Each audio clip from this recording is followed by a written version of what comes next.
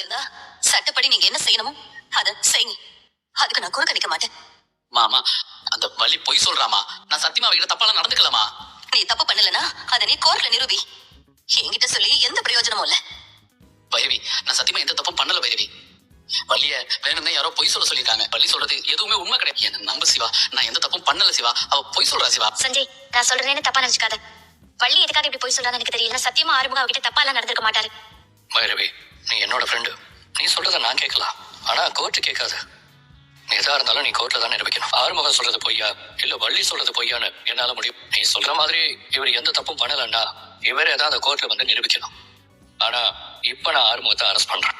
ஆறுமுகம் வந்து வண்டியில ஏறு. இதுல இருந்து இனிமே நீ வெளியிலேயே வர முடியாத அளவுக்கு பண்றேன். வா வந்து வண்டியில ஏறு.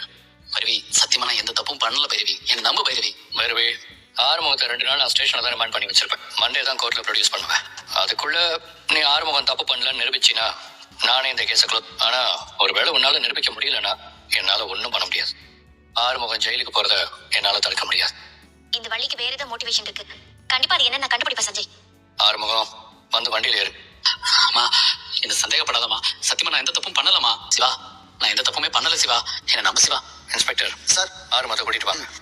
சார் சார் என்ன பைரவி. ஆறுமுகம் பாப்பா சார் வேணாம் சார். வா ஆறுமுகம் அம்மா நான் எந்த தப்பும் பண்ணலமா. பாப்பா அம்மா நான் எந்த தப்பும் பண்ணலமா. பாப்பா